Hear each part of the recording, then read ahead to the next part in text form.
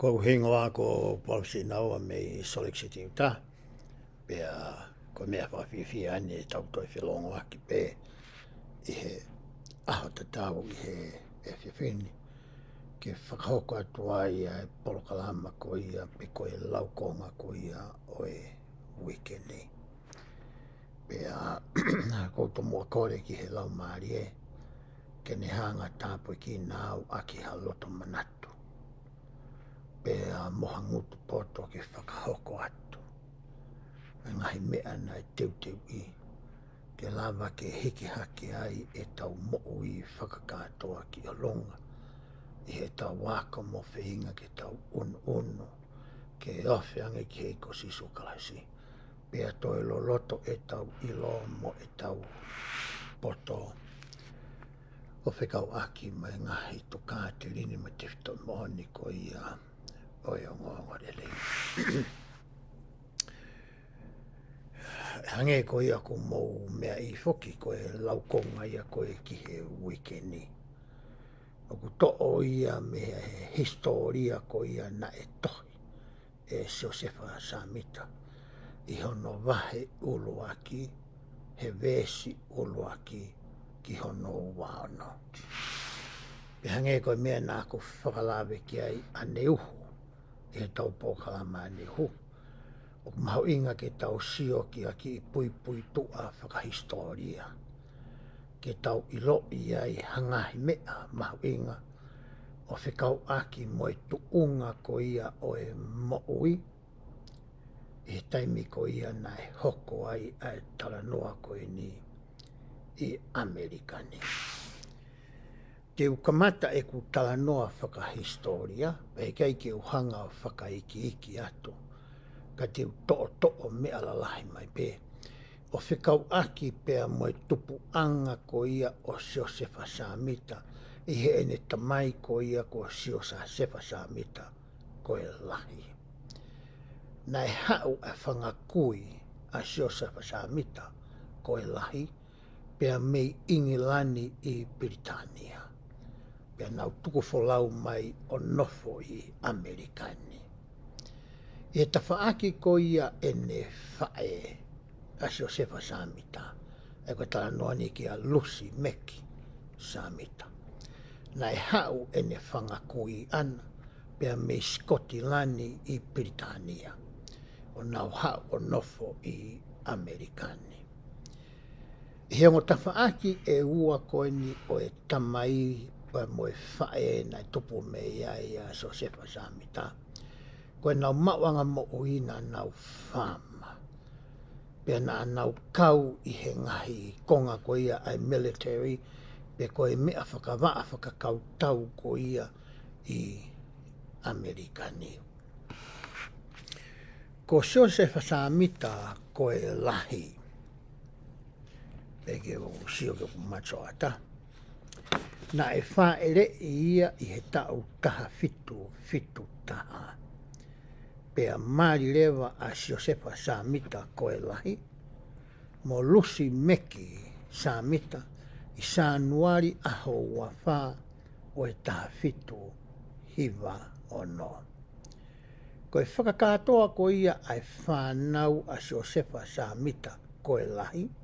Pea mo Lucy Meki ko e whanau e toko tata. Na e whaere i tapuange mo e tau pōkalama o e whiawhini, hona uraki whoha i he tau taha fitu hiwa fitu, pea ne mālolo pe ia hiria taimisi i hono whaere i.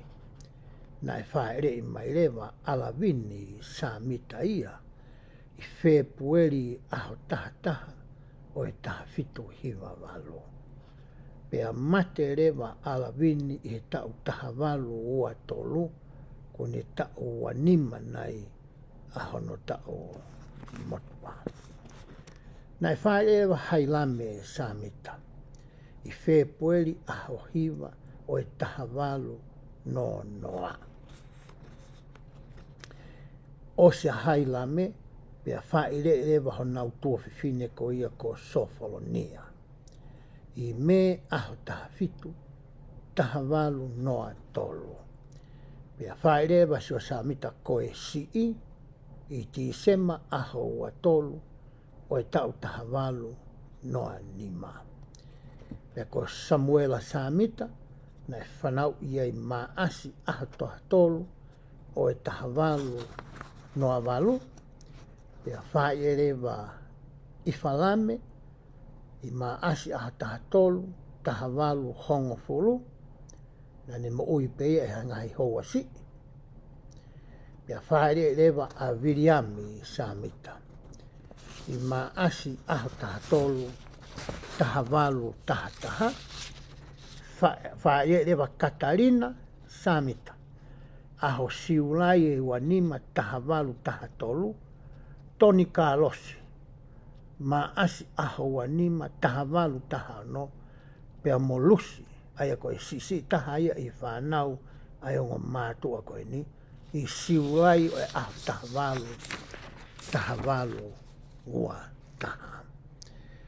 Koe ki whamatala nou e whikau aki mo e whanau ko ia a Josefa Samita koe lahi pia mohono mari ko ia ko Lucy Meki Samita. Ai ka pau te tau fie ilo pe na e whika fiha a Josefa Samita koe si I he whanau koe ni. Mate tamasi ilahi, hoko aia Alavina, hoko aia Hailame, whika wha atua Sofolonia, pia whika nima rewa a Josefa Samita koe si I he whanau e toko tata. Ko haki I whamatala whakahistoria ia, o whikau aki mo e whamiri Samita. Na nofo e whamiri Samita, I he state ko gui ko Vermont. Pea na e whaere wa Joseph Samita I he ahawa tolu o Tisema ta wau noa ni ma. Pau teke sio ki ho o mape, ta whaaki to o matau ko o ko. Asia tuai ai vi I he ki konga o state o kulan mata. Asia Maine ke whahai to o matau, Asia New York ke whahai to o hema, Massachusetts I lalo ai, pea koe peki ka anata rewa I olonga. Na e whaere I a Sir Samita e ki kolo ko Sharon, I he state ko ni o Vermont, I he aho ua tolu o Tisema o e tahawalu noa ni ma. Pea koe mauanga mo ui ai whamiri Samita o hangemi koe mea nā ku whakalawe ki ai ane nai. Koe whamiri na nau ngoue. Koe whama ai tangata iki koe ni. Pea whairewa ngahi ngau e whakamea mo e kuki a Lucy Meki Samita o whakatau atu ke tokoni ki he mo ui ko ia ai whamiri. I he tau taha walu taha nima. I he historia. O ku pehe ai, ka pau te u alu ki he eko. Aia koe e whetu koe na e whaere I a Josefa Samita. I he ahoni o ku iai ai maka whakamanatu ko e nā.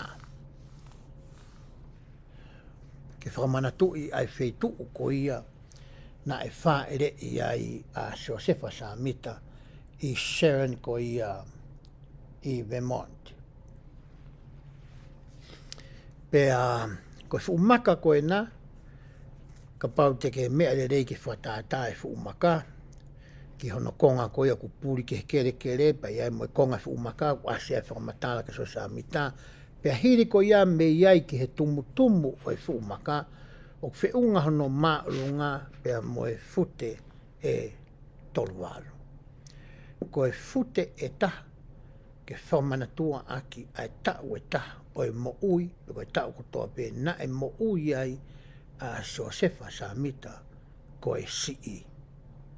I he mo ui whakamateria koe nei. Ka e tau taha walu taha nima, na e pāi ha mo unga afi na I loa ko tempora, a hingoa e mo unga afi ko e ni. Ka pau te whakapapau I ke ku noti, ke uilo pe o ku tonu. Aia koe mo unga ko tempora ko e ni, tu e ki motu ko Simbawa. Aia koe motu ko e ni, o ku tuu ia I Indonesia. ka pau te alu ki e kumape, ka pau te ke sio i fuheni ki Australia, ke sio pe ma Australia, ke sio ai ki Indonesia ku asi o lunga ta whakito hema ko ia o Australia. Pea kuiai e ki motu ai ko Zimbabwe, na e pae mo unga Afriko ni i he tau taha walu taha ni ma. Pena hanga lewa e he ngahi efu ko ia mo unga Afriko ni, o wesia ai anga ko ia ai tuu ai ea. O i kai ke whakangata ngata pe ki he potu taha ko ni mo ngahi motu i ai, ka e au mai ki Amerikani. Hange pe historia aia, na e toe sino ia sune mo siulai i New Hampshire, ai uka katai mea to ai hasino. Pena pēna hanga e he ririu ko ni i he ea o mau i ai ngahi ngoe anga ko ia ai kau whama. Pena matuunga i ha whakakau ai whamiri Samita. Ke nau hiki lewa,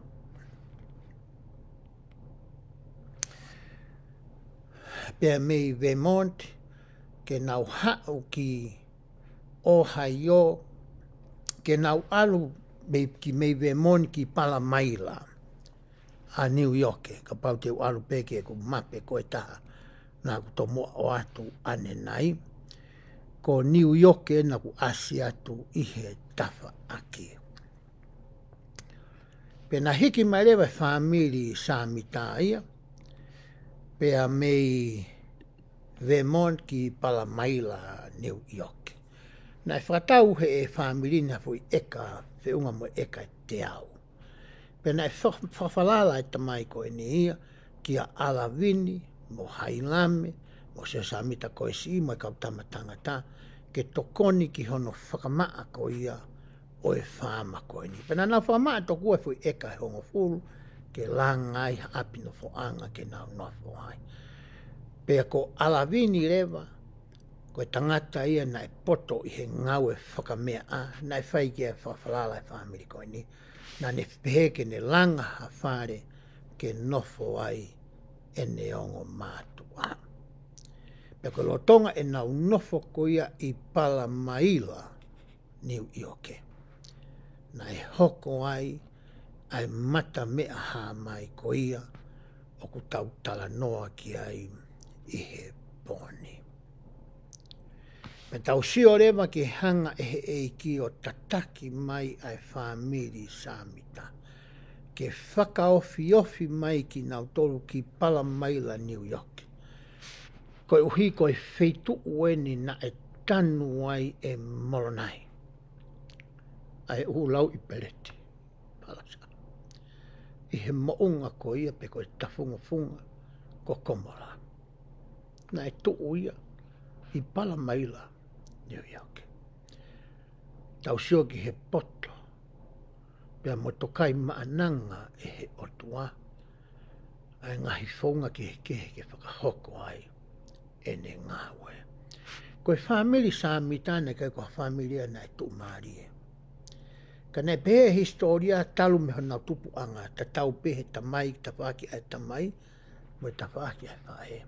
Ko whamiri na anau tui o tua, na anau wako whakaaho ai whorafora, na anau lotu whamiri, na anau whinga ke i loi pe koe hākoa ai mea au totonu ke nau whai, pe ko whiia koa e kautaha lotu oku totonu ke nau kau ai. Pea rolotonga ko ia e nau i Palamaila, New York, o hoko ai e talanoa ko ia ku hiki, pea whakamaa opa. E historia a Josefa Samita wahe uluaki, vesi hono uluaki ki hono uano.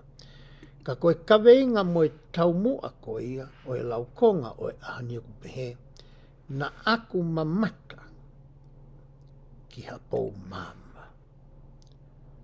To o ia me he rea ko ia, ai mea na e hoko ki he palpita, na aku mamata ki hapou mama.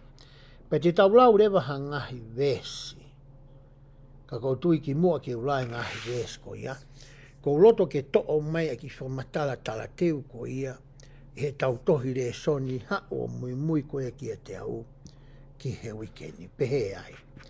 E lava ke pehe koe toka te rine mo ngahi fuakama, ko hatohia o e tari ki he ngahi loto. O kulahi ha ngahi whakaha topu tapu i he tohini, na e mau ko hatari ki ha ngahi whehui. Ko toka te rine mo ngahi fuakama ia, ko hatari ki ha ngahi whehui. Na ia e ngahi whainga taa ia. Na iai ai whiwhiri, na iai whakaamu ke nau whiri pe ngawe aki e tau ataina ke whiri, i he whaunga to tonu ko ia ku mai e he otua. I he nau whenga koe ke whakamau, pe whakamau i ai lelei, pe moe kovi, pe moe totonu, moe mea ko ia oku hala. Pe na e matuunga i he ngahi whehui me ngahi whiwhiri koe ni, hano whakahala tupu i he loto mo e whakakaukau ke whai ha loto mo ha whehui ki he otua. Pe hoko atu ai lau ko ia ai tarateu. Ko e whehui na ane kamata ko toa ia, ai whehui na ane whakatupu ai taumaringi hifo, ai whakaha i he ngahi aho ki moini. Ko whehui koe na e nofo pe a whekuki, mo e whakakaukau, mo e loto, mo e laumari o Josefa Samita. Ko e whehu ia na e makatuunga a hono tari, ai tau maringi mai ko ia, pe a tau lo fuu mai, ai ngahi tāpua ki mo i ngahi whakaha kia ki tau toro. Pe hoko atu e lau ko ia, ai vesi. Na e whai ia e haki i tamasi i tau tawha. Na e hoko ai whakawhetau i rea, mo e mo weu o e ngahi whakakaukau, ke puputu uai a Josefa Samita koe si i, whekau aki mo e tui whakalotu, pia mohono wā whetu utaki, pia mo e otu wā.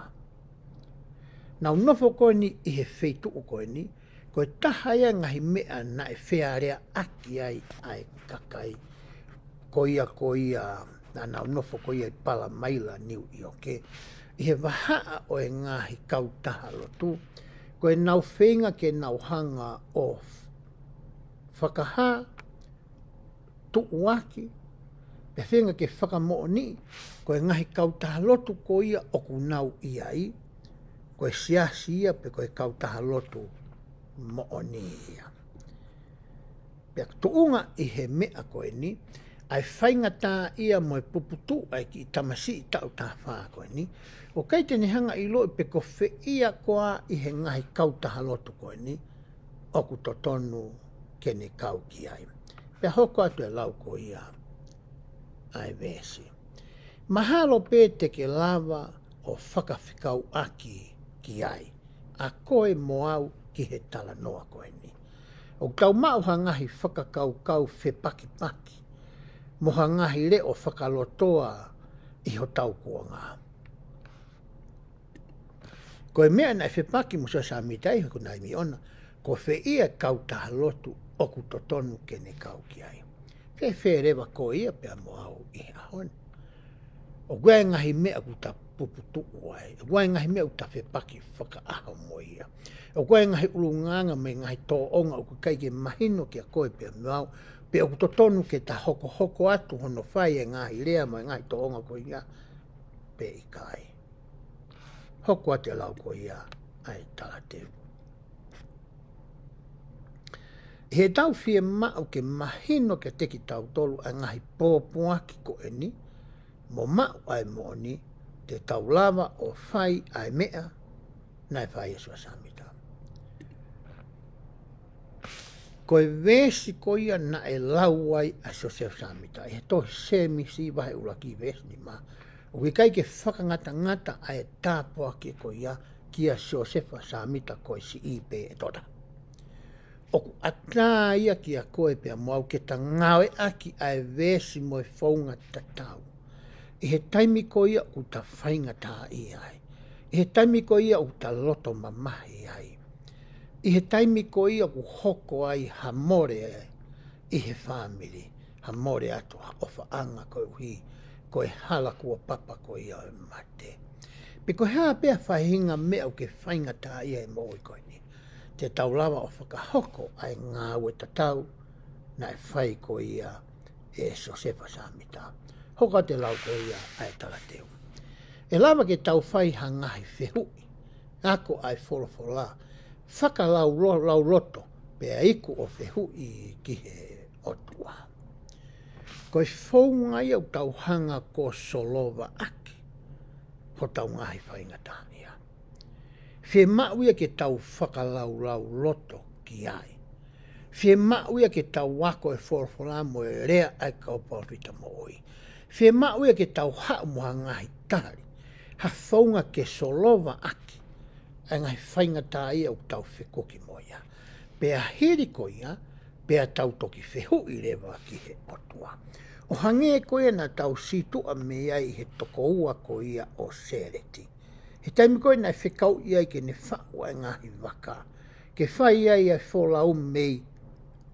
He tahi ko ia o e whonua motua ki he whonua o e tala ofa. Ko hae me e tolu na e whehanghangai mo e toko ua sereti. Ko ha ea ke nau mānawa aki. E anga whewhe hono whohe uri o e waka. Pa e anga whewhe rewa hai ai ha mama. Pea tai rewa he eikia ai ua koe. Ta ki te tonga i e au. Koe tolu tange iki. Koe ha ai mea ke whakaamu ki vai. Ko ha mea koe te ke whakakau i ai. Whakalau loto ki ai. Whekumi ki ai. Whai hore rei taha. Osi paki tongi hao. O eke mai kia te au. Pea hatala noa whai rewa toa se reti ia. E nere rei taha mao i ngai fo i maka e taha ono. Hange tokua hono transparency. Oku ata ki tua o te sio pe me whai taha ki whai taha. Pen tongi hao rewa whai e kore. Ala mai moa. O tōku po. He koe mama koe na ikiki te. E kau parwhita. Pea ulo e ngahi maka koe ni. Kai toi ke he mo i taimi nai hori a o riwa kautere. Ke ne whai ai riu rea tokua koe tamaia na e ako. Ko ia ne alu ki he kori si. Ko ia mao hono matai toi ke hoko koe whai ako. Petalanga rewa e he sosai tukeu eke ki he otua. Tau tuange ke ne ai ai. Ke ne lawa ia whai riu rea. He na e mahalo e hono loto ona. He kai te ne whaha mea kai ngata pe i he ne kore ki he otua. Petange eke i kai. Kai ke whau ngai. Pau ke whakakau ki ai. Pau ke lotu ki ai. Pau ke whekumi ki ai. Whai hoi rei taha. Pea hiri ko ia. Pea ke toi whehui mai ke te au. I kai koe mea nai whai sua samita koe si. Nai whepaki mo e ngai whainga taa koe ni. O e ngahi tuuaki koe ni ngai kau taha lotu i hono taimi. Puputu e whakakau. Alu ke ngai whakataha anga e ngai sias koe ni. Whanongo ke ngai malanga nā nau whai. Pea hao ako i he wholofola. Pea hiri ko ia.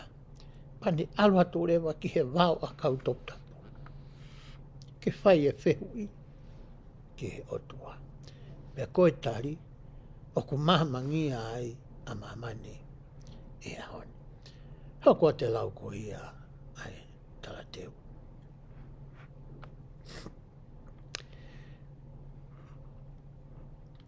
Ko e tari ki he lotu a Josefa, na e aluhifo hapou mama mihe langi. Na e haa mai o tua ko e tamai mo sisu Christ. Pe a tari e ne ngahi whehui. Na kei ke taha pe, ne o na e taha whehui na e almoia. Kei taimi na e haa mai ai a ngo tangata koe ne. Ne ha whainga maaria ke ne eke moha ngahi whehui ke. O hange pea e hoko kia koe pea moau, ka pauna e hoko e mea koe ni kia ki taua. Ko ha whainga maaria le le ia, ke o hake e ngahi hori, mo ngai whihui mo ngai whainga tā ia ho taloto, ki he o tua koe tamai, pea mohono alo. Pea hoko atu e lau ko ia, ai tala teu. o ku whakaha'i mahino e he whakamooni a Siosefa ki he a usia whakaofa ko ia. E lama e ha taha pe o ku masiva i he poto o kore ki he otua pe a maui. Te taulawa ko toa o ma ka pau i kai ko ha mea ha mai whakalangi he wakai mahino ange ko whakamā mai e he māma whakalangi. Ko mea mahu inga e ke tau wako me he tala noa historia koe ni. Te tau lawa pe whakaata ai whaunga ia koe ni ki ha taha pe ia te ki tau tolo e he ahoni. Tau lau rewa ha ngahi vesi. Koe fo i vesi o ku uaona. Ka te tau lau pe aia te tau lava o lau ka uhi koe taimi ko ia e tau polokalama. Vesi ulaki pehe ai. Koe mea i he ngahi ongo kehe kua whai holo. E he ni ihi o ku kākā mo fie whai kovi o kau ke he tupu hake mo e laka ki mua ai siaso sisu klaisi o e kau mā oni i he ngahi aho ki muini. Aia kua whau hono kotoa e ki nau tolu o ku nau whai ia koe uhi ke mau i aeanga o ene tuu koe siasi pe mo ene tupu i he mamani. Nā kai ke whakaukau ai palofita aia ke ne whai ai ngāwe koe ni, ai tohi koe ni historia koe ni. Ka koe uhi koe ngahi tala noa kua ave holo o whikau aki moe siasi. Moe whaunga na e whakotuu. Ai. Pea moe ngahi tala noa tai ofa kehe o whikau aki moia mohono family. Nā ne whakakaukau ai ke ne hanga o hiki. Ai historia koe ni tawako ki ai i he pōni. Hokua te lau ko ia ai vesi.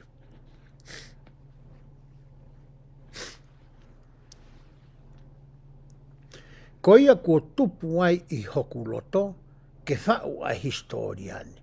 Ke whakatonu ai whakakaukau ai kakai. Pea whaki ai mooni ki he whaahinga kotoa pe oku nau whekumi. Ki he mooni. Ko whai whakakaukau pia nei mai palofita. Ke ne hanga peo tala mai ki a te ki tau tolu. Ki a koe pea mau mo hai peo whanongo mai i he whiapini. Ki he mea ko ia nai hoko koe ki a te ia. Ko whai tala noa ia. Ke ne hanga ia o whinga ke tauka vei. Pe tuuaki ki mamani koe mooni eni. Pe ku ne whinga ke ne hanga o mai hangahi uhinga ke whakatonu hiani. Pe whakamooni ki mamani koe mooni eni. Ko ne ngai pēanu whai ko ne hanga o whakahā mai ki a te ki tau tolu. Ai mea ko ia na e hoko. Pe hoko te lau ko ia ai vesi. Ai ngahi mea o ku kau ki a te au. Pea moe siasi whakatou osi. O whakatatau ki he ngahi mooni ko ia o ku au mau.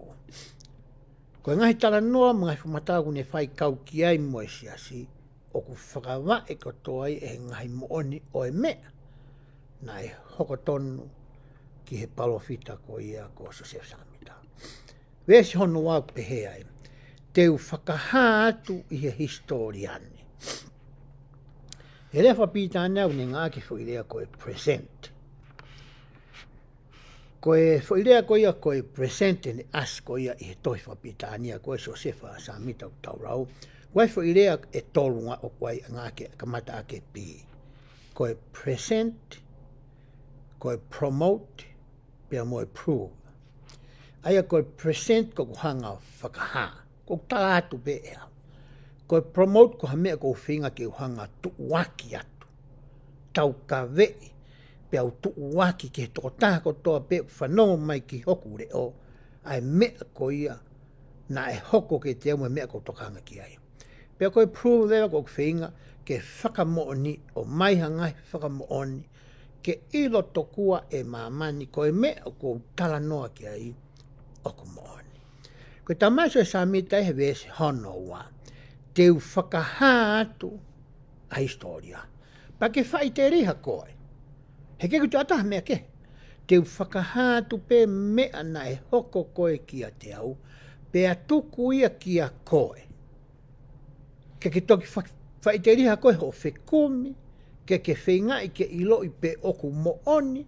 Pe na e mooni. Pe na e hoko ai ngahi mea koe ni. Pe kai. Hoko te lau koe ia ai vesi. Ai ngahi mea kehe na e hoko o kau ki he siasini. I he mā oni mo e mā oni. O hange koe anga o e mea na e hoko. Pea kohono a ngā i he taimini. Tau tahawau tolu walu. Aia koe tau hono walu e ni talu mi hono whotu o e siasi. Kuo rau ki ai. Mata mea haa mai e he tau tahawalu ua noa. Ha urewa a molona ia ki ai e tahawalu ua tolu. Ki he tahawalu ua fitu. Pea arurewa tahawalu ua fitu ki he mounga ko mola o mai. E lau ipereti palasa. E tohi molomona riu. Tahawau tonu aku o pas. O spulusi tohi molomona ia. Whotu urewa se asie tau tahawau tonu a. I epeleri. A ono. Pea koe tau tahawau tolu walu eni. Na ne hanga ai o whakamā opo. Ai historia ko ia. O mea na e hoko ki ai. Ko hiko no whetuku holo e he kakai. Ai ngahi tala noa tai totonu. Ko mana tui taimina tupu hake i tongana. Ku siasu e siriana. Tapu ange mo whantokoua. Watu whawhine ko ia. I he kautaha lotu ko ni. Na e tupu hake au whanongo he kuongo mātua. Mo e kakai ko ia i he siasu ko ni. Ko e tala noa ki a Josefa Samita. Ko e tama na kai haa paanga. Na kai haa e tangai koula. Kai ke toia whahinga tala noa ki ke. O kau ki he tangata koe ni. I he ko tupu hake. Koe mea ta tau pēna e whai e he ni ihi o e kāinga lotu mo e kakai. I he wheitu u koe ni ko pala maila New York e nai nofo ai e palopita. Hiri koe e ni hanga tala noa anga teki nao tolu. Ai mea na e hoko koe kia te ia. Ko no hingai na ne whakakaukau ai. Ke whakamā opo ai historia koe ni. Hoko atu e lau ko ia. Ai vese ono tolu. Nei whanau iau i hono tahawhe walungi au mā tolu o e tau. I hire alo i mai ho tau e ki i hono uongo fulu mā tolu aho tise mā. I he kolo ko Ceylon ni pe ko Sharon ko nau tānoa kei vai whanua.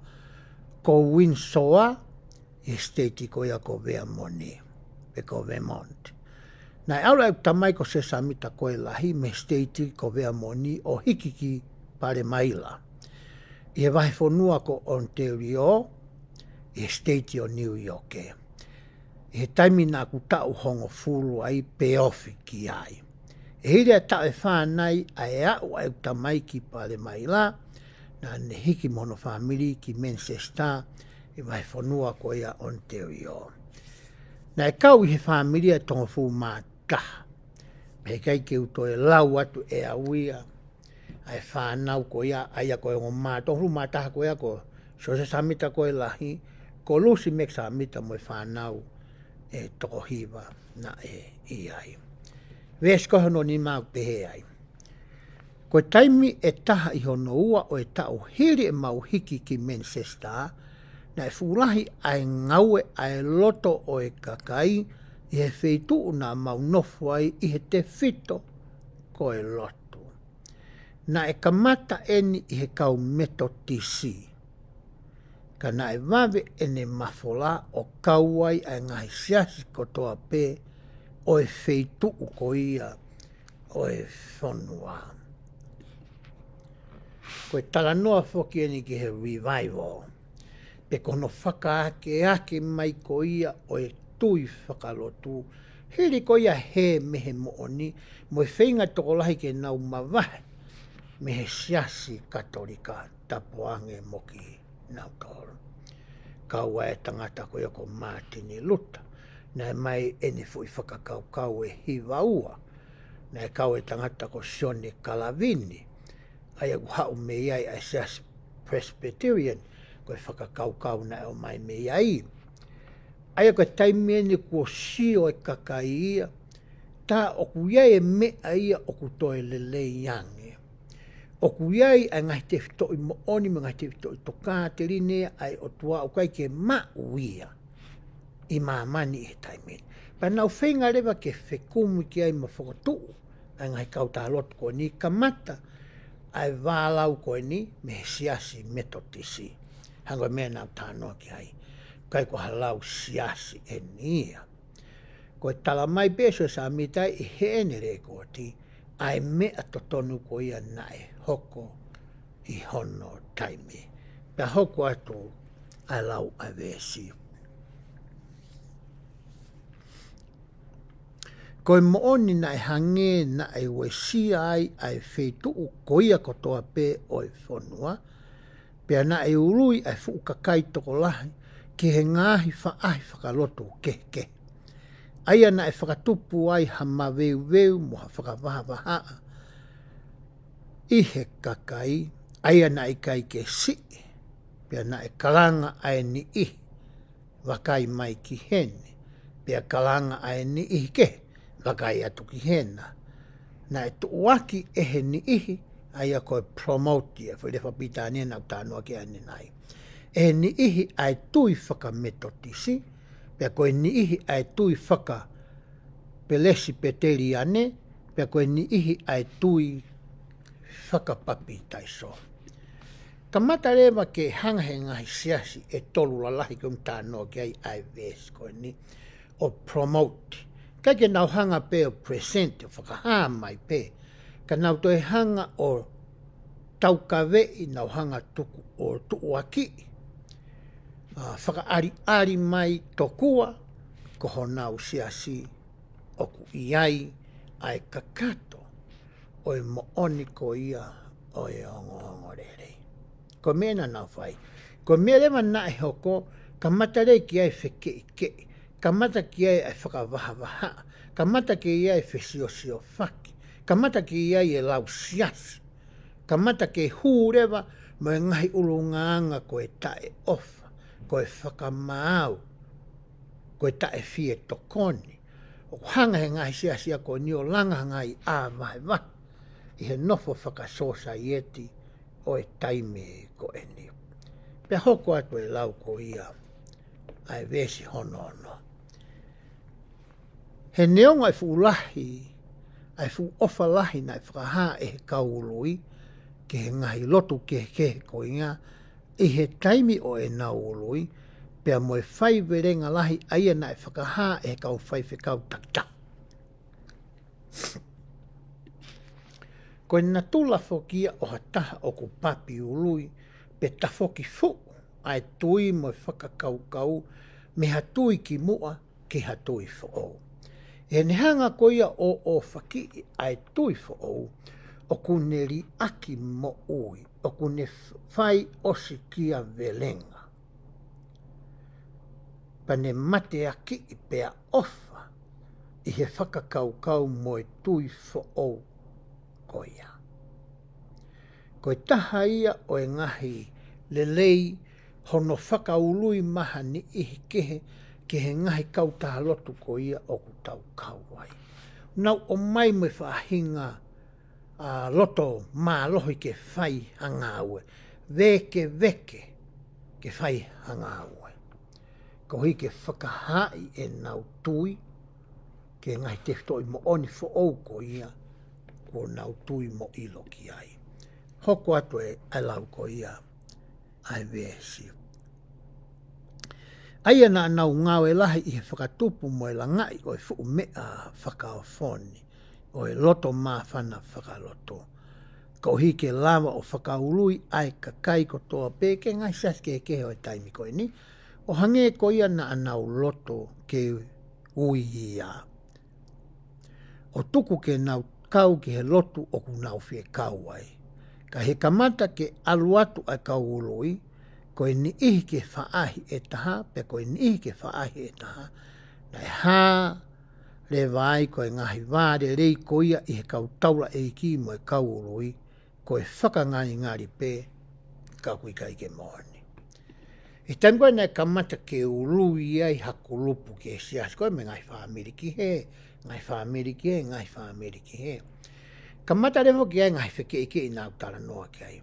Ka tau sio rewa ki he nau tō onga ko ia ki tua, o ku whaka ngari ngari pe e nau whiohi whaka kāinga. Ko whaka mata mata le lei pe ki he sio mai ko ia ai kau ngā api mo e kāinga lotu, pea mo e nofo whaka sosa ieti i he taimi ko e ni. I kai ke iai hawhi ofa aki mo oni ia teki nau tōru. Ko hiko hanga e he nau tui whakarotu o wahei aki nau tōru. Whewhere mai ahoni. I kai koe mea ta tau pia ku hoko i he ahoni, e ngai siasi o tau kawai. Pe hange e rewa ku wā mamao e tau nofo whakawhamiri. I he pongpongini nā ku āhake koe o si ipe ia tolu. O tatangi mai o telefoni koe tā mahu ki te hina me New Zealand. O ki te hina koe ni o tui pe maha nā ku siasu e siriana tapuangi mai kau tālotu koe ni. He taimi nā e rea mahu ki te hina ane ho. Nā ku ongo i ai ofa mawahi. Ki he te hina koe ni. Nei ngai whakaukau le leina ne whakatuku mai ki a te au ane ho. Koe mau ki tam si ta haine whanā tō whitu. O mālolo e tahine lahi. Na kua hoko whika. He tamu nei rea mai e ki tamasiko e ni. Nei kai te usio au ki he ne tala mai ngai whakakaukau. Ke usio ki he ongo siasi o makau ai. He nā kuiloi te ne hanga e he sio ko ia mai whakaukau ko ia. O langa ha a vai vai. E te amo ia. Nā whamalo angi ki te hina ko e ni. Ka ohiko ngai whakaukau le leina ni o mai ke te au aneu. Pena talanga ki ai. Hanga whakapapau i ngahi mea o ke loto ki ai. Pea ke tala mai. Pea tau warea i le vai e pa tau sio koe hae mea o le leita. Ke tau whai. I he osi e mawhetala noa ake. E taimi koe nā ku pihatu e kai ko ofangi ki ai. Mahana e ongo e te momo koe ni. Hange e ku te kure oko hiu halokuro i mata. He ku ofa ki o ki toko ua ku e sirihan. Kau hoko au koe me mi pa siaso sisko aisa kau maro ni ngā kimi. Kau kai ke hanga e he matui whakalotu. Ke langa ki ha maa wahe waha. I ho matoto koe honga toko ua. Na maha o pe me honga mātua pētā. Koe mea pehena e tala noa ki ai palawhita. Aia koe mea na e hoko i hono taimi. Koe nofo whekei ai whare, moe whare, e whamiri, moe kāinga. Koe uhi, koe ngahi tui whakalotu nā nauhanga. O tau ka vei i he taimi koe ni. Hoka te lau ko ia ai vesi. He nai hoko rewa fuu mo veu mo e wākovi, o whakakihi aki, o whakaau o more au pito ai nau whiofo o whani kotoa. O ka pau na iai ha taimi na iai ha nau whiofo o whani, i he whakawhitau i rea mo whiauhi mo e ngai whakakaukau. Hanga e nau ngai whea aki, koe ki whea aki le leipeka nau whakakikihi e ngai whakakaukau mo tui whakalotu. O ngauhi ke more me teki nau tolu. Ai ofa whakatua ko ia, o totonu ke hā me teki nau tolu. Hoka te la vese ono fitu. Koe taimi ko ia, nā ku iho ku taonga furu maani na e ului ai whamiri o ku tamai ke tui whaka Presbyteriane. Pena e ului ho nau toko wha, ke sias ko ia, ai koe kau tamai na e kauai. Ko lusi ai a koe wha e ia, toko wa ko so se samita koe si ko haila me, mo Samuela Harrison Samita, pia mo Sofolonia. Ko e toko whaena na tui ke siasi whaka Presbyterian, aia nai hau e whakakaukau ko ia mea sione e Kalavini. Nai langa ai siasi ko ni o whakawai i he ngai filosofia, ma ngai whakakaukau, whakalotu, na mai e tangata ko ia ko sione e Kalavini. Hoka te lau koe vesi hono malu. I taimi ko eni o fuu ngaue ai loto, na e wei hake e ku whakakaukau, ke whiwhiri whakamāto ato pia hohala. Ka neongo ai fuuongo kia te au, pia whakamamahi ai ngai ongo a hoku loto, ka nāku kei whaka ehi pe, me ngai whaahini kotoa pe. Pe koe ngai siasini kotoa pe. Ko ale toko whaa ia koe, o siasi ia siasi Presbyterian, kai nofo pe a sua Samita moe toe ngā, o nau siofi pe. Ko manatu e taimi nā fu kei siasi Weslea nai, nā ku maunofo i hawe roto i e taimi ko ene. Pea nai langa rewa e whare whakasteiki ko ia o Havelu, pe wahenga lo wahe loto i Havelu. Pea nā ku mahe nei moa taha o e kau whaiwhi, kau langa ko ia i e whare loto ko ene. Ko tangata ko Mansela tui tu pō, ahe ko ne mama o atu. Pea tame nau whakawhi i mai e tangata ko ni ki hamau api, ke whetauraki mo whiiloaki mo e kuongo mātua. Nai oho wāre o mātua e ko e ni i hana sio hatalavo pehe. Maa hono ulu, maa hono fofonga, i kai ke ifta paka, i kai ke inu kawa mālohi, i kai ke ne whaiha ngahi tō onga aia na e sio e kuongo mātua, na ako whihia ai au, pe mo ni he siasi na ako tupu hake ai.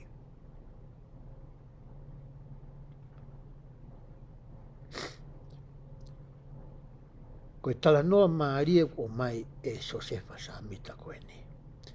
Ko utui koe mea na e hoko he nau siofi e toko whaa koe ni. Ko e hae tō onga mo ui o ko haa mea ki nau tolu. He ku konga ua rewa whamiri Samita i he taimeni.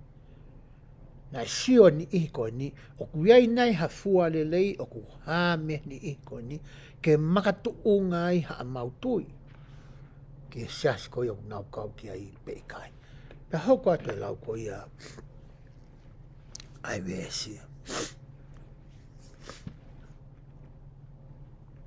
Kana aku wha amau e nau ngahi whinga lotu kehe kehe i he whainga maari e kotoa pe ne ulawa. Ko mea ke ne whekumi ko ia mo ne whinga ke ilo i ko haiwa nau. Ko whonga pe tahau ne peke ne whai, ko ne alu ke nau ngahi mauanga ke le si me mauanga lotu. Alo whanongo, sio ki he kaingo, te ohi mo nau tolu. Ko e hawha hei ngā ongo mo mea ku sio ki ai i he taimi o ku nau whioho i ai. Pea hoko te lau ko ia. Ai wesi. Nai whai pea kamata ke tokanga o hoku loto ki he loto metodisi. Pea wongo i hahori ke kauwha taha moki nau tolu. Osko ni alu ke loto whaka Presbyteria ne, hau ke loto metodisi, kamata rewa ke hange toho aki i hono loto, mo hono ata mai ki he siasi koe ni. Pea hoko te lau ko ia ai vesio. Kana e hulu pehe whau ai mo veu mo whekei i he wahaa, o e ngahi kautaha lotu kehe, na e whaingata ai ki a tokotaha na e kei sii o hange ko au. Pa e kai maheni mo e whahinga o e tangata, mo e ngahi mea ke ilo i pau pe ko hai oku totono, pe ko hai oku hala. Te kea tau ke ia he mo ui ke mao he ki tamsi tau tā whā ki tā nima koe ni. Ki hange koe tau ke o ko mao e o tau fitu tā en. Te ke maheni na kai ke whakatamaiki a Josefa Samita ia.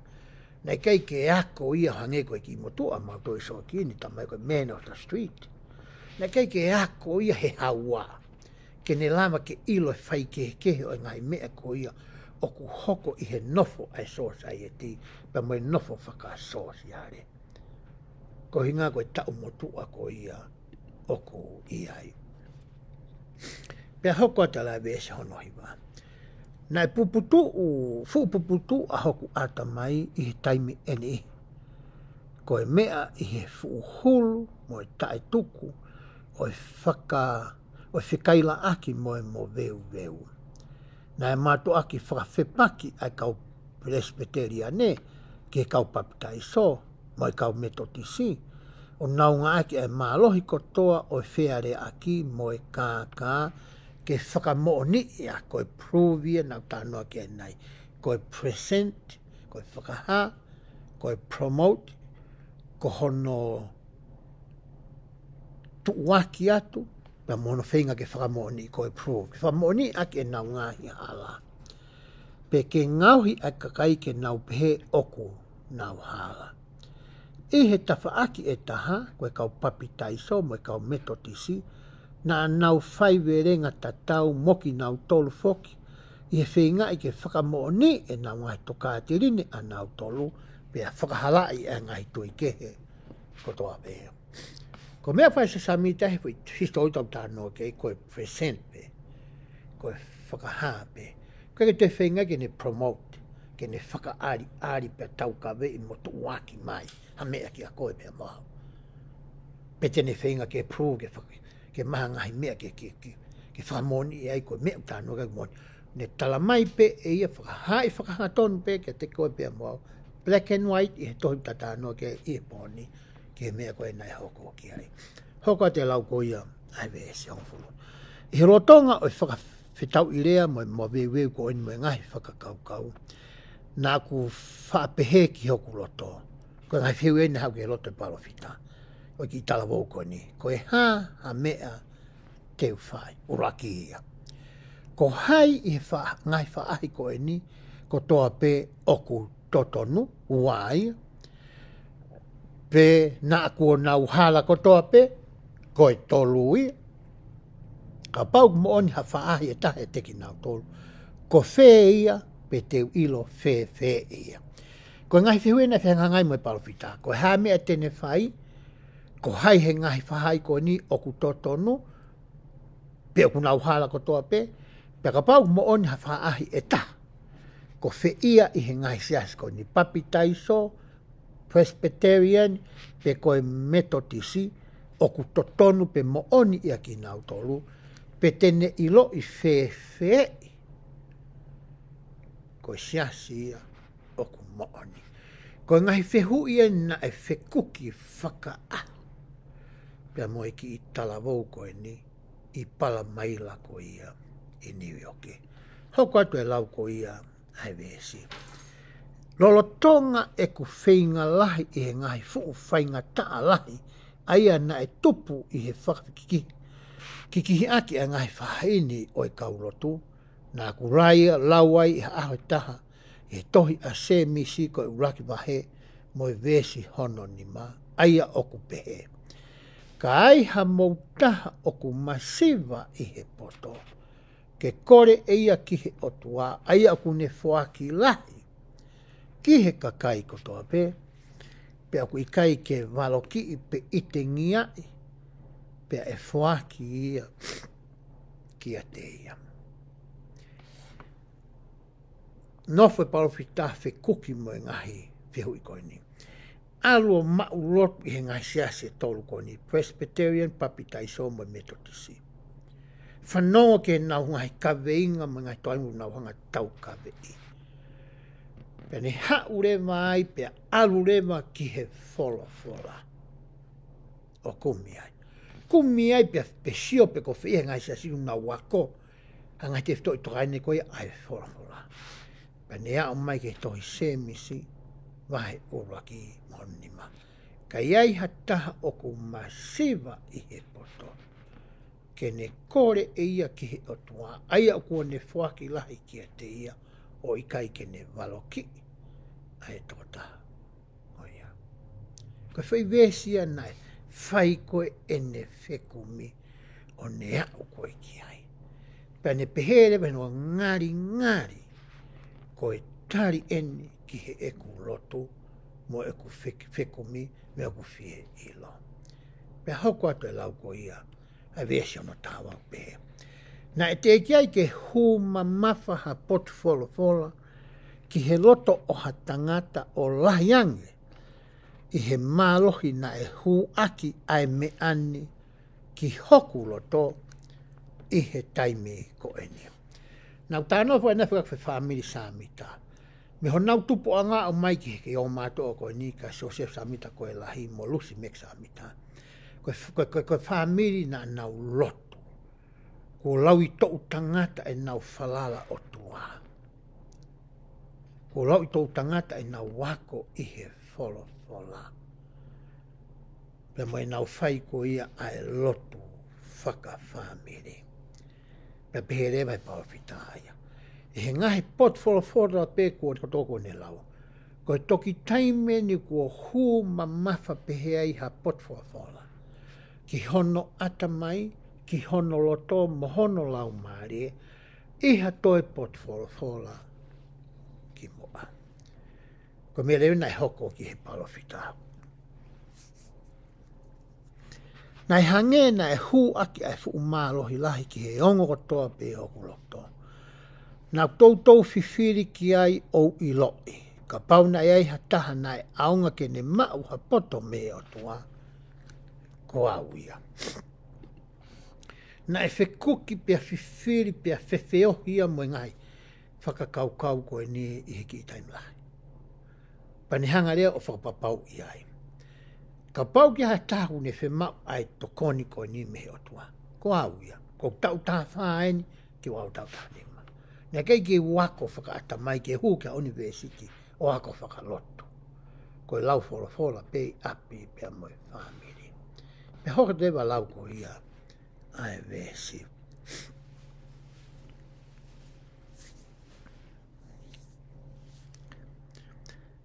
He na ikai teu iloi pe koe haa a mea teu whai. Pe ka pau ikai teu lava o mau ha poto lahi ange, i he poto nāku mau i he taimi koia fwoi mō me niti koia, e ikai pe teu ilo ia i ha taimi. Kai te ilo pe mea koe nia taimi. Koe hui, he nai pehe whau hono whai kehe, o e whakauhi ngā i o ngai poto fola tatau, e he kau whai ako whakalotu, i he ngahi siasi kehe, o whakaauhai ai whalala kotoa pe, ke whakapapau ai whehui i ha whekumi i he tohi tapu. Ko e tohi tapu, whokiangina mena ulawe ki ai ane huke whakamotu ane tohi e lea whakahepelu, whakawa whaoi e lea whakakariki. Pe au totonu ke uhinga tatau pe ahono whakauhinga i ko ia tohi tapu. Hango mena ulawe ni, ko e whoi tala noa. Pe nai hoko e fwoi tala noa i he taimi, na e tō ai e whakahino mehe palofita, pe koe whawhanga ko ia e whakamoi, lo tonga i ne hoko ko ia o kakano. Pe au toton ke mahino tatau, ai ngahi siasi. Pe toki lawa rea ke tau tukanga totolo tānaki mai, mua ngai whakauhinga kehe ki ai. Hange koe ni, mehe fuakawa fōu, tala noa ki he tuwha tāre niti. Ta koe tuwha tare ni ti ia, koe measurement of weight. Koe anga ia taho e ngahi mea lau pauni whoki tau tuai tai minimum metric. Koe mea ne ngakita me koe ni koe tare ni ti, au nau pēka fwoi pauni e fitua nai, fitu noa ki he fitua. Aia ka pau ko hasiriwa pe ko hakoula, o ku pauni e fitu noa pe fitua. Ka hui ngai fwoi rea whapitania koe ia koe talent, e nari riu koe tuwha tare niti. Koe hunga to tōne fwoi tala noa koe tuwha paanga. Nei whai ke kautangata. Nima, wha, tolu pia taha ka pau tōne kumanatu ki he tala noa. Koe tuwha paanga. Tau tuki hanga e tau tolo tānaki ki ai, ai ngai pōtoi whakangā ue me mea tau poto, tare niti ko tau tolu me mea waki, o ku tau mau, ai au kai ke hala ia. Ka koe uhinga to tonu oi fui tala noa ia, ai nā ku whakahātu. Uhinga pēwha matala so samita ki ai.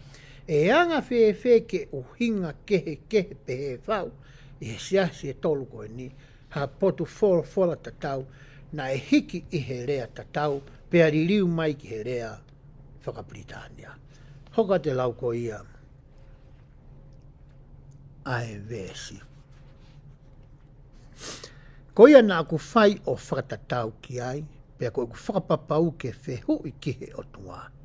Ko ia na aku alu ke he vāo a kau ke ai. Whakapapau I hono ata mai mohono roto, ko e mea im totonu ke ne whai.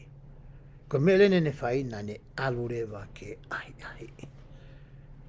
Ko haa mea e more ai.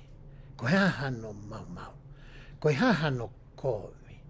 Ka pae alu ai. Ko e palomesi e ko mai e semisi. Na tangange e o tua ke tala mai ke a koe pia mau. Ko haa rewa hano whainga ta. Ke alu ke ai. Ta hoka te lau ko ia. Ai vesi. Oi pong ia au whaka ofa mo langi maa. I he kamataanga o e tō tau o hono tahawhi. Walungi au māua furo e tau. Ko ku fuafua ahi ia ke whai ha mea pehe. Talu e ku tupu. Fuafua tai mien. Ko tui na iri fia. Aso samita. Na e mana wahe. Na e loto si. Hange na ne pehu ke si. Ko haia ki alo whihui. Hangai whihui pehe. Ki he otua. Hoka te lau ko ia. Ai vesi. He neongo a ngahi mea na aku lo tonga ho haa ki ai. Ka ne te ki ai pe ke u ahi ke whai a loto. Aki aere o. Ka pau nai wha a loto e whamiri samita. Hai peko e tau no wha whamiri. Ko pe wha mopu nai me whanau. Waha joko ke loto iu tama pena to rikai. Tau whinga ki a koi haki I loto. Mahana e pehe tama koe ni. Mahana e kauiha I kai koe tai mea wahe tuai ke loto. Ka pau ne pehe ko toki fua taimi eni. Na e alu atu ai ke whakahoko ai loto. Aki ahono re o pe ko ia o ona. E hoko atu e lau ko ia. Ai vesi. Hire ku alu ke potu na aku whiri ki mua ke u alu ki ai. Pea hile ku wakawakai holo, o ilo I o kou toko tāpe, na aku tūlu tui hifo, o kamata ke whakahahake, e ngai hori a hoku loto ki he otua. Ala tu whasio whapapau koe ki te atahe hoa mai he tawaki. Pane ilo kou toko tāpe, na ne tūlu tui rewa, ke whakahake a ngai hori kotoa pe, a hono loto. Pewhetai me uta loto ai. Ta lau pe hangahirea uta anga maheni hono whakahoko. Pe ko hafo I loto ku ta tau mao o ku ta whai e ahamoe po. Pe ko hawhainga maari e ia ke whehoko taki ai hota loto. Pe moe otua. Ke ohake kakato ai ngahi hoha ko ia. Me ngahi mawhasia ko ia oe loto. I he ngahi haa katoa o mo ui whakamateri e koe. Pea o hake ia, ki he o tua o whakafouaki. I hono alo ko ia, ko sisuka aisi. Pea hoko atu e lau ko ia vesia. I he hiri pe ku whai pehe, na e puke au e ha malohi, aia na nei ku I au pito au. Pa na e pehe whau e ku nofo I hono malohi, na e ta ofia I hoku elelo, ke oua na aku lava orea. Ai malohi mo hivi ko ia o e tevoro. Me ngahi lau maari e wahe tolo taha ko ia na nau mui. Ia te ia mehe uraki I tonga. I tami nā ku ngā whikau ai ko ia I tonga. Nā ku mawhainga maari e ke hoko hoa ko ataki whakasoni. Ki he wahe loto, ke steiki loto I tonga. Pe koe taha whatongia o tak whaasoni, ko na aruholo a ahi e kau whaiwhi kau. Na mawa whenga maria ke malere mai ai ki makeke. Ke mamau a ahi ke o whaiwhi kau ko i makeke. Pe maa mai koe ki makeke, ne haa mo whaiwhi kau vei tongo, o mau nofo ai e ki whare e o whaiwhi kau. Pea koe whare na e langa ia ki o lunga. Nango he kau mea ai ngai fupou. Ngai fupou a kau pe tapang me tau tala noa. Whotu ki o lunga langa e ki whare. Pea o se mau ahi pa mamahe pōko ia. O se mau wako pea mau mohe. Koe tamana koa mai kono hingoa ko kewi wha. Na uia nge me Amerikani. Ea koe tamai taimi po ia koe ame murina e mao ho nau endowment na tō he whare tapo e o tua. Pea nau toki oanga ngā whikau. Ko ki mau tolu ko ia i tonga ka whika te mi pare i tonga i taimi po ia. Na e fo i hūpe ki he ngā whikau. I he kamata ko ia ke mau mohe. Tau poto a ke wifā ki he matapā. Hoko atu ai iau, pea toki whakahoko hoko mai, ai fo i toko whā koe. Nā ku siu atu ku hū mai e fusiana he matapā. Hū mai pesi ana wala mai ka ke wifā. Pea usio atau hange ko ku mofi e ni mai siana koe ni. Hange ku soki. Kake la mai a wala ki e sino ke wifā. Hange ko mena utala tu. Hea kutui ka meni foki a ke wifā ia. Te unga tapu ia. Oi whare ko ia rotua. Hoko mai ko au. Oko tapu atu ai. Kau mea. Ko ongo ia wasi mawahe o sino o kuia me whariki oi whare. Ko e nia ke tolongi a uia me o lunga ki lalo. Kai ke tue lava ku ngutu o korea. Whiwa whenke u kaila ke kau whai kau ke tokon. Hange ko mea kunta no ke a susamita. Ko mea pena ku manatu i ko whakalau roto pe ia te au. E he mawhai whakatua ko ia. Poi tawha me se teke. Nā ku ma pia whake te au ki mua. Pia walo ngai whai kau. Nā ku pehe pehe hoku roto. E he mawhai moe mālohe poi tawha me se teke. Te au kou kapusi koe mei wharen. E tamina ku toa i koe ki la lo me ea. Ta ko usi ae kau whai kau ko toa ia. Na nau sio ko toa nao toki siana koe ni. E ka inga, kau mea, tala be mau pōpō hiwa i pio au ke a. Pea mawhoki mō kuaina manoku maua ia. I ha te iho. Ko ilo le dei au e whahinga malo. Mo e hiwi ko ia. Whakate volo tala noa ki ai. A Joseph Samita i he vesi koe ni. Pe hoka te lau ko ia ai vesi. Na e kāpu i au e hafu whakapauri matolu. Pe na i ki fuafoloa e ne hange kia te au. Ngari kua tuku au ki he whakaauha. Whakawhakawha. Temina e ui ai koa sihova ki a Mosese. Me he fu akau na e vela o i kai ke osinga mahari. Hiri e whitala no aki na e whai e Mosese mo eke. Mai whakatau whorapora na ne whai ki a sihova. Na e hātu to kua a se tāne o piatu. Whoha o e tangata. Ko rea na ne whai ki a Mosese. Ka na e ui e sihova ia a Mosese o peheanga. E hoku whoha. Pea te tamai koe whoha o e tangata. Pe aluatu ai a whakatau e re. Pe nei maua Mosese hu malo. Whakapo uri hange ko i au tala noa ki a ia Joseph Samita. E kei koe mea te tau bene hoke iko sisu klaisi. I he taimina ani hene ai. I he taimina ai e se tane. Ke kakahake pea sio ki he ngahi koloa o e mo uini. Pea ne talange ai te ufuaki kotoa atua ma au ka pau te ke punou mai ke te au. Pa ne talange liu e maa ke hoko, ai maka ke hoko e maa. Ke whakariari ho maa lohi mo mawhai whakaotua. Ko se tane mo ne kau angelo o ku mo oni ki nao toro. Hoko te lau ko ia ai vesi a hono taha ni maa. Taha o nou pehea. Ka nā ku whenga ake hoku mālohi ko toa pe ke ui ki he otua, ke ne whakahawhi au me he mālohi o e whiri aia ko ne puke au. Pei he mō minute ko ia, nā ku mei ngalohi whai i he loto foi o tukuange au ki he whakaauha, ka ikai ki he whakaauha whakamālohi. Ka ki he ka ki ha mālohi o ha toko taha mo oni me he māma o tae ha mai. aia na ne mau ai malohi fuu. Whakawhawhau o hange ko ia na te kai te wongoi i hatota. Kai whiunga moe mō miniti ko ni ai fuho haa lahi na ku mamata ki hapou mama whiunga tonu mo hoku uro. Na e lahe ake hono ngingi la i he laa aia na e mariu mama li e hifo kai oua kua tō ki a te ao. Lo tonga ne whekuki mo e whaingataa koe ni he ne tuurutui ko ia i he potu a kau topu tapu. Ke whai ko ia ai lotu mo e tautapa mo e to e mo e kore.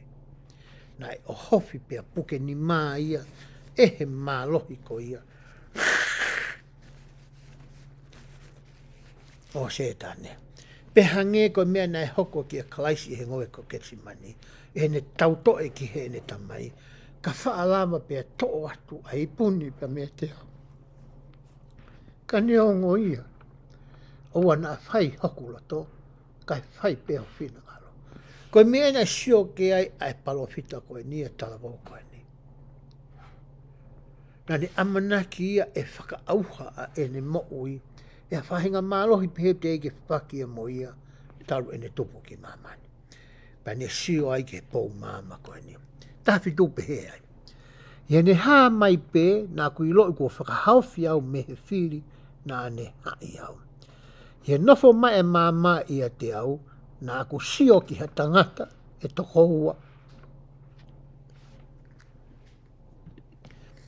Taimi ne arifai mama koe ni na toki lava he papita ke ne mau pa matu waki. Ai ngingila mo ngia ko ia mo mafi o tua ke oa na auha hono sino whakamateri. Ka ne sio ki he mama koe ni hire ne tō ki a te ia ki haongo tangata e toko ua. Na sino kehe ai ongo tangata koe ni. Te hako te lau ko ia ai vesi. Aia ko hona ngingi la mo e nau o kui kai whaalava ke whakamatalai. O kuna tuu mai i olunga e te au ihe ata. Na e wholofola mai to taha ki a te au o ne ui aki hoku hingoa o ne tuhu ki he to taha o pehe. Ko ku alo ofa anga en whanongo ki te ia. Koe mea present pe whakahaa mai e so se sa mita koe si ike a koe pe mauhani. Ai tala noa maari e koe ni. Koe ke whinga ke ne hanga promote ke tau ka vei. Pe whakaari mai. Pe kumi a whakamooni. Tala mai pe mea nai hoko. Mamata ki hango tangata toko ua. Pe a tuhu ai taha o pehe angi. Koku alo o whaanga ani. Whanongo ki a te ia. Kua sino toi tu, ai alo whaanga o e otua, a Sisu Christ. I he whawhola, e taimu hae otua koe tamai, mohono alo, me he whawhola talu me he kamatanga, koe rea i utau whanongo ai. Ko ku alo o whaanga e whanongo ki a te ia. O ku whakawhola tala noa ia koe ni. He nai rea koti he kau palofita i mua. E kau palofita mo e kau apostolo ko ia e taimi o e otua. O Sisu Kalaisi. E tohi a molo mona. E whamoni ki ai e talamou koe. O kui kai koha tala noa whau ia. O kui kai koha whananga. O kui kai koha whakaukau a tangata. Koha whamoni a mea na e hoko. Ai tala noa ki e tangata koe ni. E hoko atu ai lau ko ia ai vesi. Ko ku tau mua i he ku alu ke wheho i ki he eiki, ke uilo i pe ko whe ai siasi i he ngai siasi ko toa pe, oku mo oni, ko hi ke uilo i ai siasi ke u kau ki ai. Ko ia, i he hirewa e kutoe mau ha whaka kau le rei, o lava koe ke rea. Ko ia nā ku eke ki he ongo tangata, aia nana tui olunga te au, i he mama, pe ko whe ai siasi i he ngai siasi ko toa pe, oku moni. Ko whai whehui ana ne to atu, ke ki I wao tā koe ni. Ko hawhie I lo pe ia. Ko whe ia koa I he ngahi kautaha loto koe ni. Aku to tonu ki ai. Pe whainga maria na ane mau he hā mai a ngō tangata koe ni. Na ane o hake. Ai whihui ko ia na ane alo atu mo ia. Hoka te lau ko ia vesi. He nai au mai ki he taimi koe ni. Te kei hū mai ki he oku loto. Oku nau hala ko toa pe. Pea ko whe oku to tonu ke ukau ki ai vesi. Ua nau pe. Nane toi whikau au ke ua nā kukau ki hataha o ki nau tolu. Koe tāre nge fwoi whehui. Pea ne wholofola aki moa ngahi mea lahi kia te au. Ai au ki kai whaalava o tohi e taimi koe ni. E ku toi ake hake, hoka te lau ai vesi. Au mai ke ne whoki mai ko ia ki api ke eke nai whai e he whae. Koe tāre nai whai koe ki he fwoi whehui. Koe talanga whakahanga tonu kia te ia. Oua na ake kau ki hata o e ngahi sias koe ni. Hango mea nak whalawi ki e nei pa kua kore whamoe moi kia teki mōtora e ngahi kau taha lotu ki he. Nau tāt pe nei koe kua lau sias. Koe tala atu pe, koe whakahat pe ai tala noa whakahofo koe ni. He koe taria na e whai koe ki ai. Hango mea nak whalawi ki ai ki moa atu he re soni ki moa. Nei kai ke mapaki a siaso sisu kaisi makau maania ki moini mea ta. Ko whakaukau na mai hata ngata. Ka nai whakawa e ko toa pe ia me he mea utautara noa e poni. Ki he tari ko ia na e whai e he atua koe ta mai o whakafou I hono aro ki he talavou koe ni.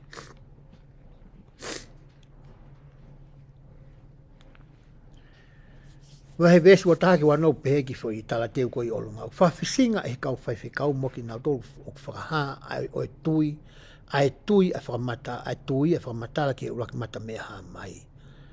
O ku tau lo fuu mai a whengataa ki a sosesa mita. Ne whakamooni kano mooni o e mea ha mai. Vesu o tāu pehea. E osa angahi aho e ni me e kumamata ki e mea ha mai ko e ni. Nā kwhiloa kai ma taha o e kau tangata malanga o sias mea totisi. Ai ana e kaulahi e ngahi mea na e whai I he fuu ngā ehu whakalotu na e lau ki ai I mua. Pe he matala noa kau ki he lotu, nā whai ai ngā whamatala ki e te ia, o kau ki he mea ha mai nā kumamata ki ai. Nā kuhawai lahi e mea nā ne whai, nā I kai ngata he ne lau ko e mea maa ai mea nā whakahange, ka nā ne manuki lahia o ne pehe kua tupu kotoa ia me he te evolo, pe kui kai ke ai ha mea ko hangahi mea mata mea ha mai pe ngahi whakaha e ngahi ahoni pe na ngata a ngahi mea pehe ko to pe whakata mai kau apostolo pe kai ke to ai hangahi mea pehe ia he na kai foki tui e ngahi siasi e to ia whainga maari ke whakaava mai e atua ko e tamai ai laine fetu utaki mo e langi pe ha mai ai o tua ko ta mai mono aro ki ta pe ha wai makau tala fe kau falangi o a ko I ta I he mo I ko ni ko tu ia na ia ko I he time ko ia ko tu ia ke ia ko ia I hon e he ngai tui whaka kristiane na e ngata pe tokua ai me e ko ni I he fuakawa motua mo e fuakawa fo pe a osi ai ka koe o tua hafo ki he ta wako koe ni nā tau toksto. Ka o tua whiwhiri mānako. O koe ke whakapone ai o tua aia. O koe ke whakakulupu ai o tua aia. Koe ne o whāna o ku tatau pe ia ki he ne whānau me he kuonga ki he kuonga. Koe mea na e hovaria ai ki talawa uia koe ni. Na ne amanaki e ia e fia ai whaiwhikau koe ni.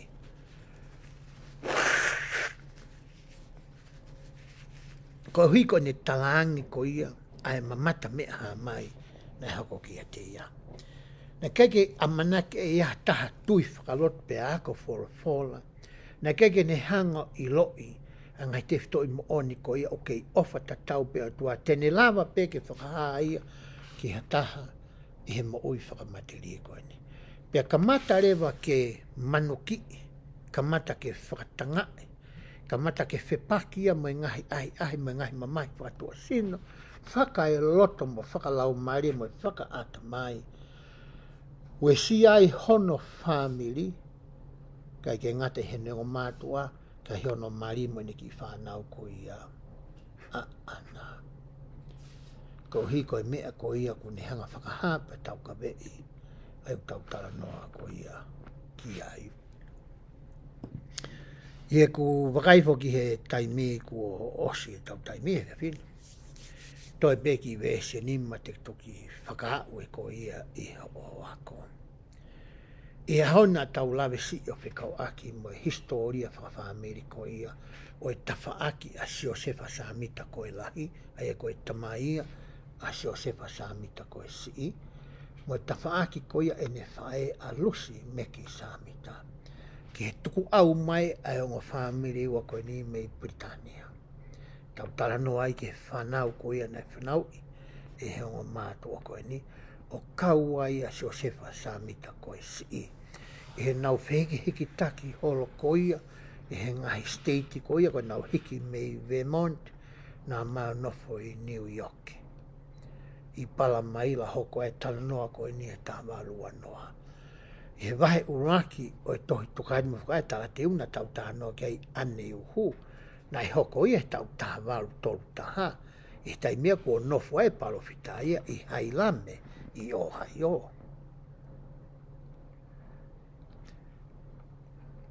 Nofo e palofita ia i palamaila hoko mea koe ni, hiki mei palamaila ki Kirtland o haio, hiki mei Kirtland ki hailame o haio, o maa wai whakahaa koe ni a Novema, uraka Novema taha wau tō taha, e whakahaa kou i loa koe tuare ma whakawahi o loa ki. Na e whihiki ki taki holo e palofita, ko hui koe whikau i ehe o tua, ai te tautala noa ki ai, i he ngahi wahi ki mui o e tuka te rini mo ngahi whakama. Pe tau sio rewa ki he anga koe a mea whakaufu ki he tui whakalotu na e hoko i hono taimi. Aia koe mea ta tau peu ke i hoko i he ahoni. Koe ngahi siasi mo ngahi kautahalotu mo ngahi tui whakaristiane i he ahoni, o ku lahi whau ahono whai kehe ma hono toko lahi. Ka pau rewa opu ke kau i he tuunga na e iai ai palofita. Ke oa na ata piki ke he tala tuku whakaholo. Kau hina e tupu e ta whangata mai i ha kautahalotu. Ka ta whakatotolo a ngeo hange koe mea na e whai e so se samita. Kau hui koe lahe ngai whi auhi a ngai whakakaukau mo e tui whakalotu i hota taimi. Pea ta ai hei mo e palomesi a semisi o hange na e whai e he tala koe ni. Ke ta kore ke o tua. Hiri ia e ta whakatotolo. Hiri ia e ta ako i e whofola. Peka whai ngā maria ta alu ke ngai whakataanga o e ngai sias koe ni. Pea whai e ta homo e kā mo e ta ngāwe. Pea ta toki tō whakamape e o kore pea tangi ke o tua. Ke ne tala mai ko whi ia teki nau tolu teke kau ki ai. Koe palomesi a se misi te ne whakahātu ki a koe. O hange koe palomesi na e whai e molo. E molo na. E tohi molo na iwa he ono hofu. Ka pau te ke ako ai ngahi me ani i he loto fie ilo mooni mai loto whatota. Pea ke kore ki o tua. Ai hanga i lau maari e maano ni whamoni i ki o loto. Ai mooni a ngahi mea ko ia. O nā ke whakatotolo mawhikumi ki ai. Ai ana e hoko ko hawhihu i na e whai e he palofita. Pea hau ai pou maama koe hange koe te whito e tau resoni. Na e ulo mai ha pou maama. O tō ke te ea ke ne mau ai maalohi ke kā te kina. Ai mea whakahofo na ane sio ko ia ki ai a ki ono mata whakamaturi. O i kai ke uesi ai hono sino whakakakano. Ka e whakaawa hono mata whakalau maari e. Pea sio ai o whakamoni. O ku mo ui ai o tua koe tamai mo hono alo ko sisu kalaisi. Kuna mau ai sino. Oi toi tu. O kuna sino ke. O kui kai ke sino pe taha ai o tua. Ko i taha ia ngahi mea ne whawhipaki i ai ki i talavou koe ni, i he kuonga koe ni, ko i ne whakaha i ange ai mea na e sio ke o kehe ai o tua. O kai ke hange koe tui ko ia na e a koi I hono taimi mo hono kuonga. Pia whai ai ai tari koe ni. Pia maringi mai ngahi tāpua ki pia awa moe langi. Pia hao e kau tala whikau mo e kau ānge lo. Pia koi e tō taha koe ni. Pia whakotu ai a ene. O ngongo ripe ko hono sia si I mamani. Ihe ahono. Ko hinga koki nau tolu pe ku nau fie ilo ki he siasi o eki. Ke nau tawhi I hange ko e rea ko e na e whai e sihova ko ia ki a ātama pia mo iwi. Te mokai a e mā I he kakawa homo mata. Na e kai ki whanangata I ki he mā whakatua sino. Ka koe mā whakalau maari ka pau ke fie ilo ki he ngahi mea o ku mooni. Ko pau ke kai ia I he kakawa homo mata. Ko pau ke lau tohi, ko pau ke ako, ko pau ke whanongo, ke pau ke whaka eke. Pau ke whakatotoro, pau ke whekumi, hakure. Pia osko ia, pa ke o hake lewa hoore rei taha ki he otoa. O hange ko ia, na e whai e toko ua ko ia o sereti. Pia moe tō taha ko ia ko oriwa kautere. Pia koe palo mesi, tena o mai ai tari, ke whakamoni he lau maari ai tolu oi otua. Kiho lau maari o tohi tongi ia. Ke ilo ai mea utotonu ke whai. E he wafa sisu klaisi. Amen.